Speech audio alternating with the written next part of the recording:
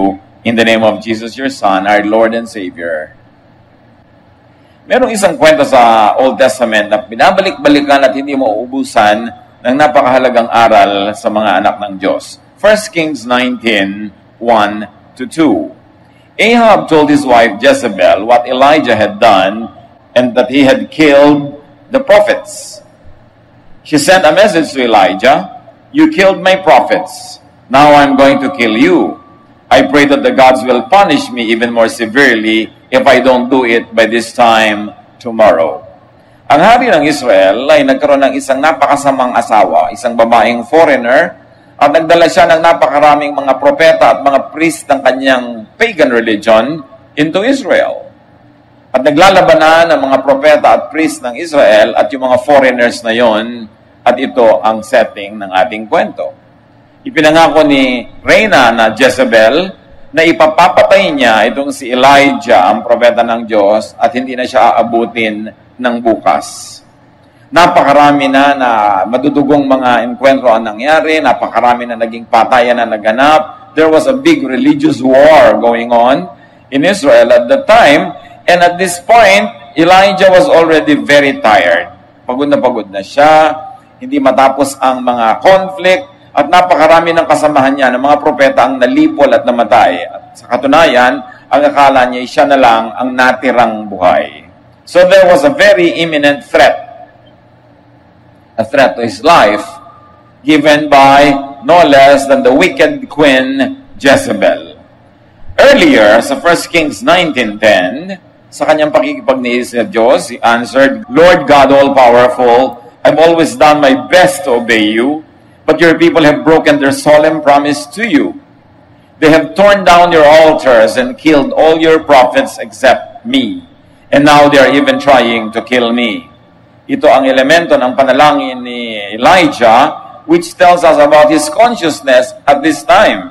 Sabi niya, "Ako na lang po ang nalalabing buhay. Ito mismo ng mga mamamayan ng Israel ang pumapatay sa inyong mga propeta. Nag-iisa na lang akong natira. At ngayon, ako naman ang kanilang gustong patayin." So yun ang laman ng kanyang isip. Gulong-gulo siya, natatakot siya para sa kanyang kaligtasan, at iniisip niya, wala na siyang kakampi. 1 Kings 19:3-4. Elijah was afraid when he got her message, meaning the message of Jezebel, warning him that he would be dead tomorrow. And he ran to the town of Beersheba in Judah. He left his servant there, then walked another whole day into the desert. Finally, he came to a large bush and sat down in its shade. He begged the Lord, "I've had enough. Just let me die. I'm no better off than my ancestors." Matapos siya maglakbay patungo sa isang malayong bayan called Beersheba, iniwan pa niya ang kanyang assistant. Prophets always had assistant bodyguards with them because they were constantly also under threat. At kailangan din nila ng assistant in their ministrations, pero iniwan niya. At naglakad pa siya ng isang buong araw mag-isa. Kaya ang nakikita natin dito, bukod sa iniisip niyang siya na lang ang natirang propeta, ngayon talagang physically, literally, nag-iisa siya. At sa wakas ay nakakita siya ng isang malabay na puno at siya ay naupo dun sa lilim nun at sinabi niya sa Diyos, pagod na po ako, tama na, hayaan niyo na akong mamatay." Dumating siya sa ganon. What were his weaknesses? There was fear. And then there was fatigue. And aloneness. Deadly combination. Marami tayong alam na nagpapakamatay na magkakasama yung fatigue, be it emotional or spiritual fatigue, at pag dinagdagan mo pa ng physical fatigue, the chemistry of the body is altered, there is more tendency to be depressed. So there was fear, fatigue, and aloneness. He was personally alone and also spiritually alone because there were no more other prophets. Although he was wrong, dahil may mga natira pa, hindi lang niya alam. And what was the very imminent threat? He wanting to die. It is the most abnormal of all feelings because we were created to live. And normally, people would do everything to continue living. So it's most abnormal to want to die. Ganon kagrabe ang sitwasyon niya ang kanyang physical, emotional, and spiritual fatigue, that his reason is already distorted. Baloktot na ang isip, madilim na ang isip, wala ng kaliwanagan, wala ng katinoan, ibig ng mamatay, which is against the very basic rule of life, which is to live. 1 Kings 19, 5-8. Then he lay down in the shade and fell asleep. Suddenly an angel woke him up and said, "Get up and eat." Elijah looked around, and by his head was a jar of water and some baked bread. He sat up, ate, and drank, then lay down and went back to sleep. Soon the Lord's angel woke him again and said, "Get up and eat, or else you'll get too tired to travel." So Elijah sat up and ate and drank. Sa sobrang pagod, nakatulog, napahiga na siya doon sa kanyang inuupo ang lugar at nakatulog siya, pero may dumating na anghel at may daladalang mainit na bagong hurnong tinapay at isang palayok ng tubig. At siya ginising, kumain ka, bumangon ka at kumain.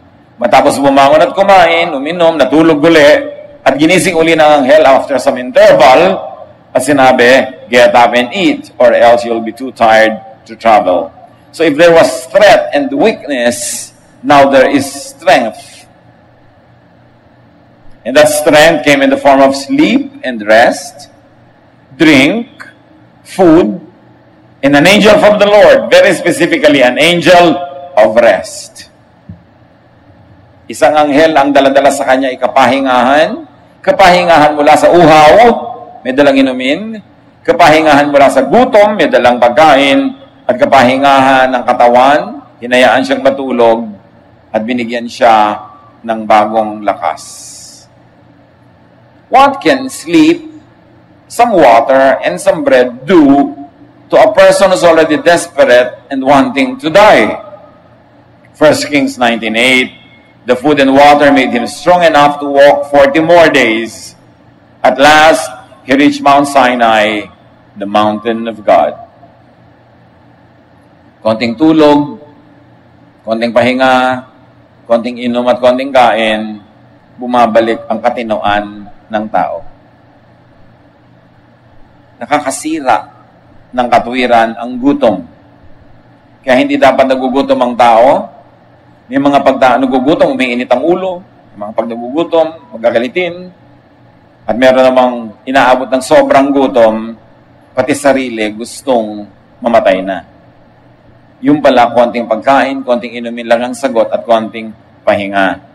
At matapos yun, nakapaglakad pa siya ng 40 araw. At nakarating siya sa bundok ng Diyos, yung Sinai. So what was the strength now? The mountain of the Lord, which means everything. Nakarating ka sa mountain of the Lord, nakarating ka sa kanyang presensya na nung Old Testament ay associated with certain places and certain spots. At now there's a great opportunity, more ministry, because he has been to the mountain of the Lord. Simpleng kwento, pero maraming leksyon. Fast forward to today. Kumusta naman tayo? People could get very tired, just like Elijah. People could reach their breaking point. People could snap.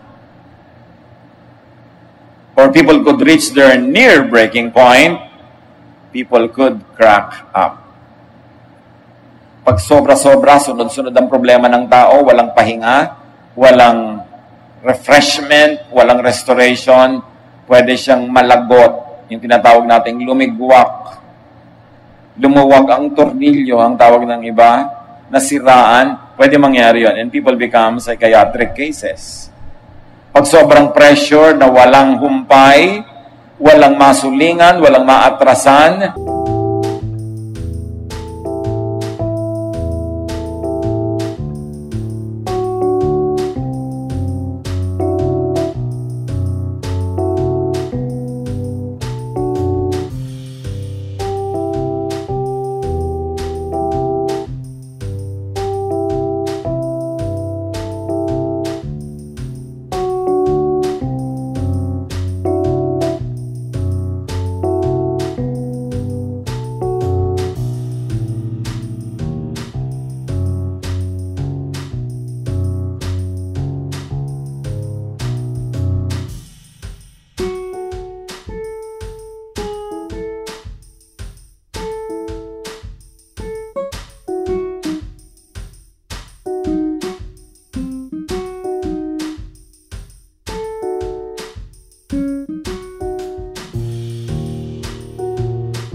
Pwedeng mag-crack ang tao.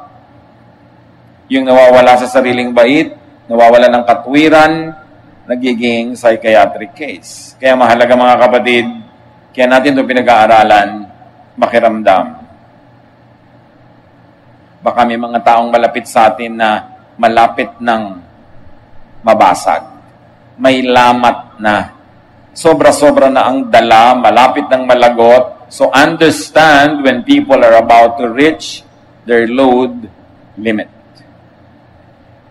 Do not push people beyond their limits. Kung minsan, tiis ang asawa, yung pala malapit na siyang mapuno. Hindi mo alam, biglang napuno na. Merong pinagdidimla ng paningin, nakakapatay ng asawa, nakakapatay ng kapwa. Meron naman, naglalayas, nawawala na kasi napuno. You don't know when the proverbial camel's back will break. Yung kasabihan, it was the last straw that broke the camel's back. Kasi pasan ka ng pasan ng mga tali-tali, mga straw, ang dami-dami on the camel's back. Akala mo kayang-kaya pa niya. Nagdagdag ka na lang ng isang hibla ng straw. Nabalian na pala siya ng likod at natumba na siya. It was the straw that broke the camel's back, or it is the last drop that filled the bucket. Akala mo kayang-kaya mo pa siya pagalitan, i-neglect, pabayaan, yung pala isang patak na lang puno na. Kailangan ng tao nakakapagpahinga. Kailangan ng tao na may naaatrasan pag nagigipit at hindi laging sinisikil at hindi laging sinusukol. You don't always corner people because even animals, when cornered, fight back. Kaya bibigyan mo sila ng graceful way out. Hindi ko mo pwede mong hiyain, hihiyain mo. Hindi ko mo pwedeng hawak na hawak mo ang alas, ikakaya-kayanin mo because people can fight back. People can snap. People could break down from physical, emotional, or spiritual fatigue. Kung ikaw ay asawa, ikaw ay anak, magulang, ikaw ay kasintahan, ikaw ay kasama sa trabaho, itanong mo rin, nakakapagod ba akong kasama? Pagod na ba sa akin ang aking asawa, ang aking magulang, ang aking anak? Kasi ang tao pag napagod, bumibigay. Kailangan hindi natin sila sobrang pinapagod. 1 Kings 19:7, the angel of the Lord came back a second time and touched him and said, "Get up and eat, for the journey is too much for you." What journey are you taking that could be too much for you? What journey could other people around us be taking that is too much for them? Pag ang tao may pinagdadaanan, huwag nyo nang dagdagan. Meron man kayong issue, meron kayong gustong ayusin, ipagpaliban na. Ang kailangan lang naman nun, pahinga. Ipagpaliban, for everything there is season and a time for every matter under heaven. Lahat may tamang panahon. Kaya dapat itinatama ang mga ginagawa natin. At pagka ang tao may pinoproblema, may dinadala, may pinagdaraanan, remember, people have load limits.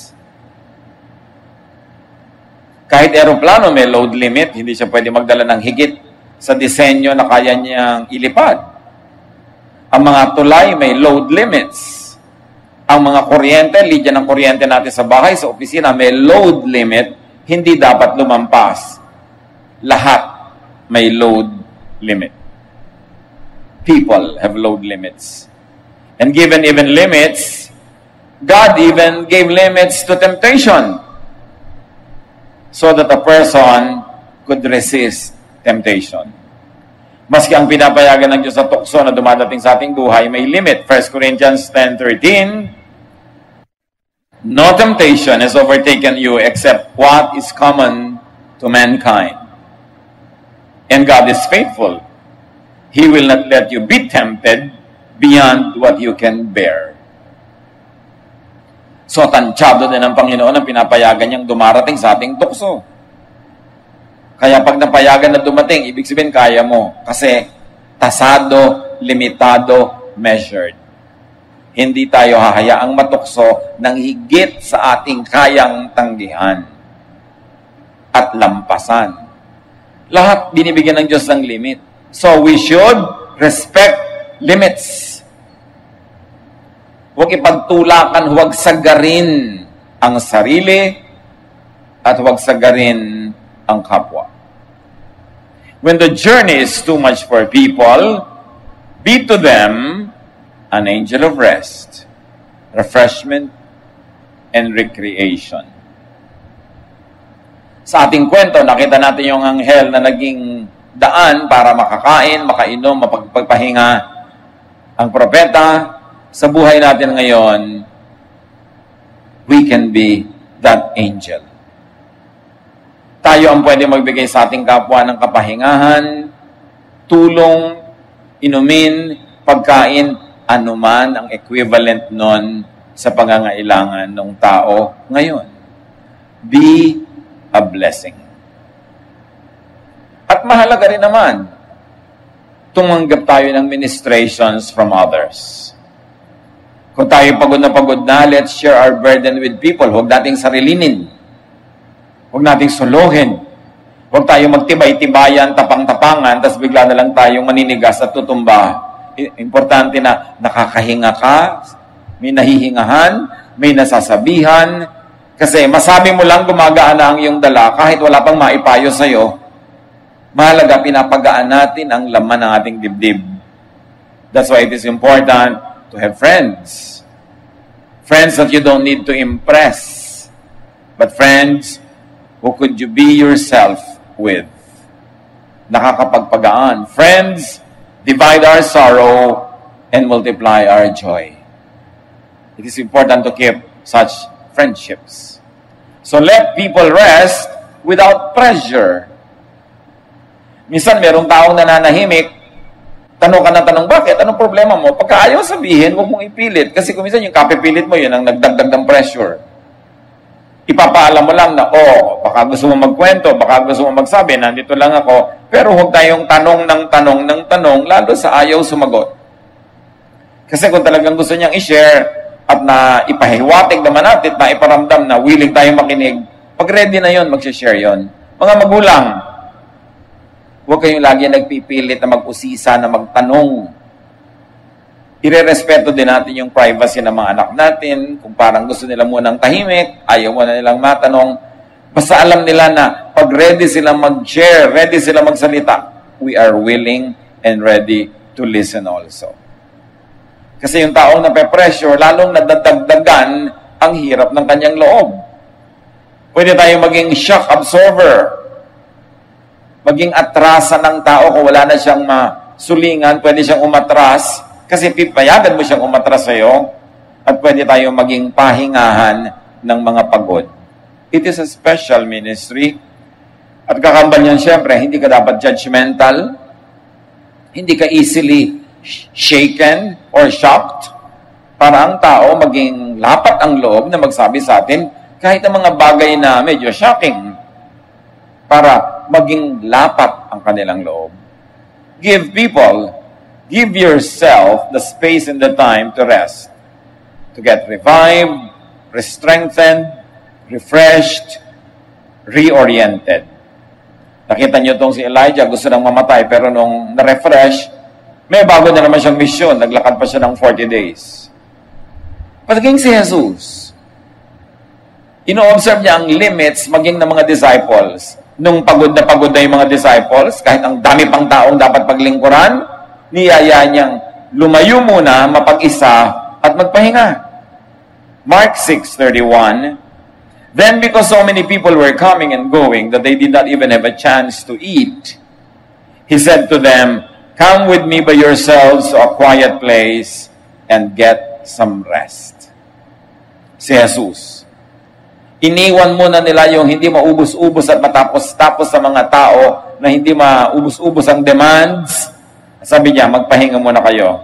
Hindi kayo nakakatulog, hindi kayo nakapagpahinga, hindi kayo nakakakain na maayos. Iwan muna natin sila. May ganun. Kailangan kung meron tayong mahal sa buhay na sobrang pressured, sobrang stressed, ilayo muna natin sila doon sa source of stress and pressure para sila ma-refresh. Even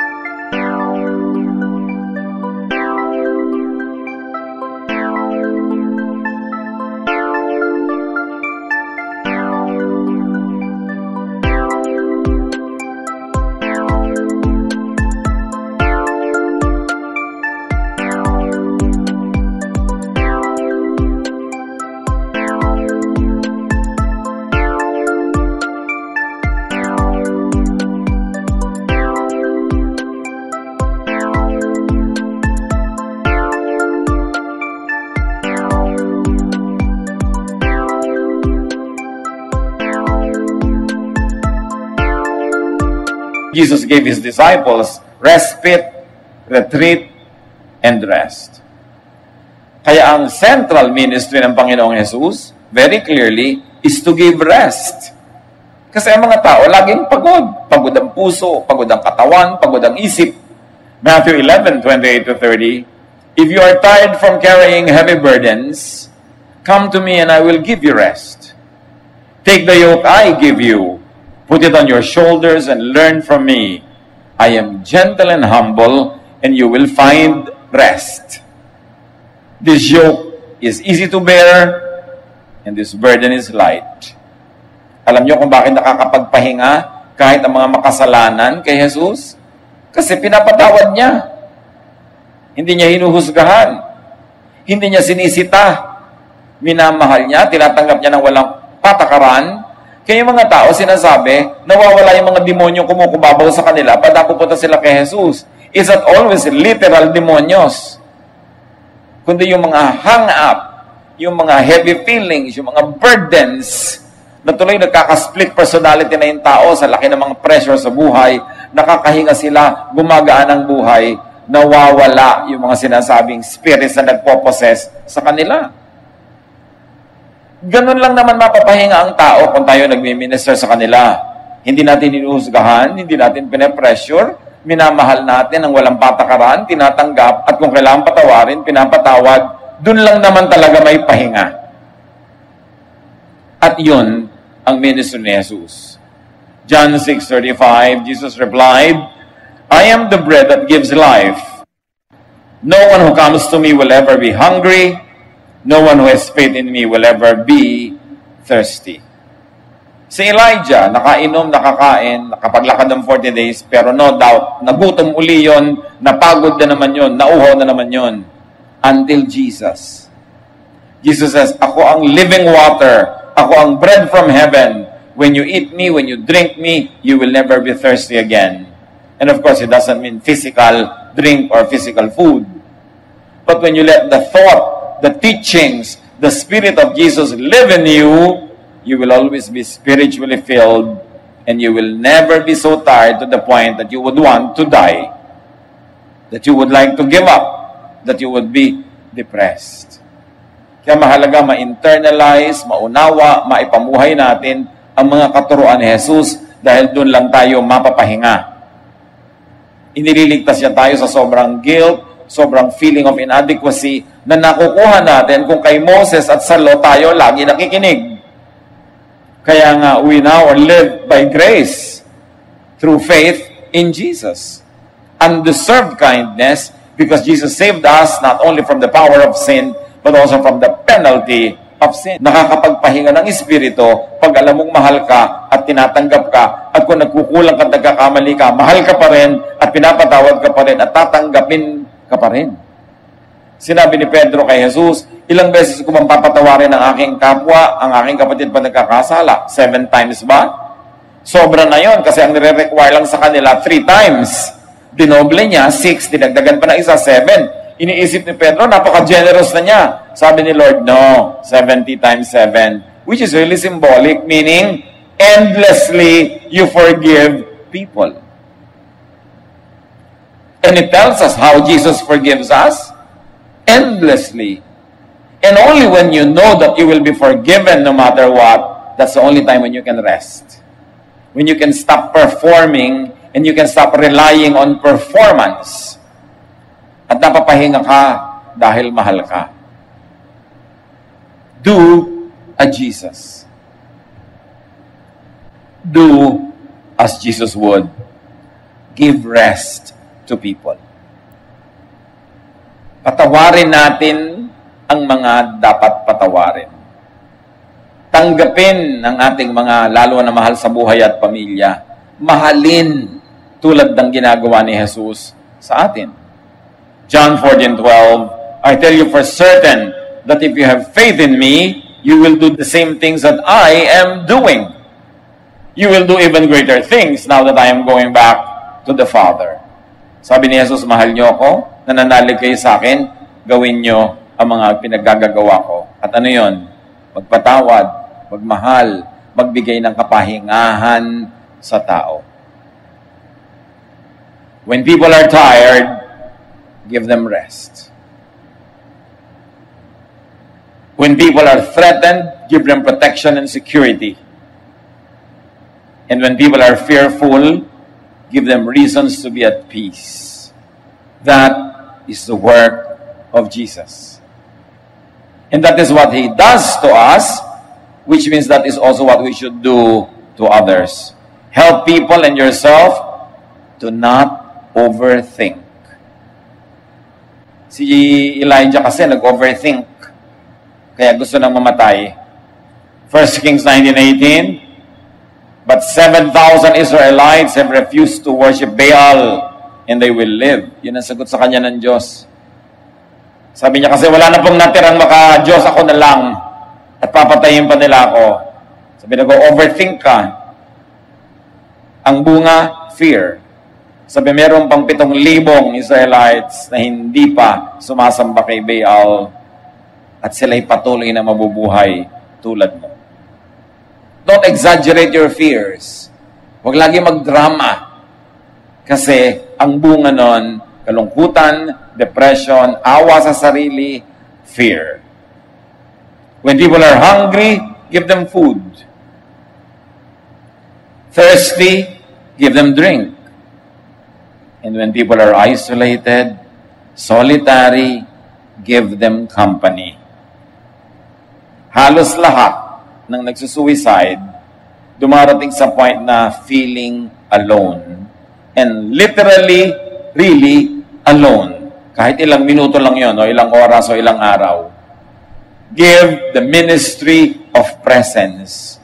Mga kapatid, yung ministry of presence, hindi mo kailangan magsalita, hindi mo kailangan maging wise, hindi mo kailangan manalangin, hindi mo kailangan may gawin. Nandun ka lang at alam ng tao nandun ka, may kahati na agad siya sa kabigatan. The minimum ministry we can give is the ministry of our presence. Andun ka lang, even without having to utter a word. Sino ang nabibigatan sa dala? Sino ang malapit na magkalamat at mabasag? Tayo o mga taong malapit sa atin na kuminsan wala tayong kamalay-malay, malapit na palang mabasag. Do to others and do to yourself what the angel did. Be an angel of rest. Panginoong Diyos, turuan niyo kaming makiramdam. Turuan niyo kami maging sensitibo. Lalong-lalo sa mga taong nasa aming paligid na maaaring gipit na gipit, hirap na hirap, lunod na lunod. Teach us to be angels of rest. Makapag-minister kami sa kanila, perhaps godly words, perhaps with godly prayer, or just with godly presence, even godly silence. But teach us to extend our hearts to people.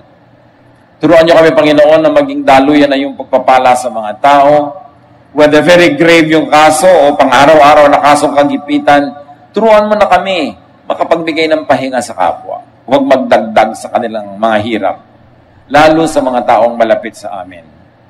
At kung meron dito sa aming kalagitnaan, na malapit ang mapuno, malapit ang malagot, Lord, let that person realize that you can send angels of rest, that you love each one of us, so that we will not refuse the ministrations of angels of rest. Kami man, Panginoon, kung inaabutan ng inumin, ng pagkain, pinatutulog, pinagpapahinga, be gracious recipients at tumanggap kami ng ministration ng iba, lalo sa mga panahong kami malapit ng bumigay. Teach us to be humble. Teach us, Lord, to share our situation with people. At kami naman maging ready, willing, and able to listen and to share our time with people as well. Mga kapatid, pagbulay-bulayan natin ito, paano tayo magiging angel of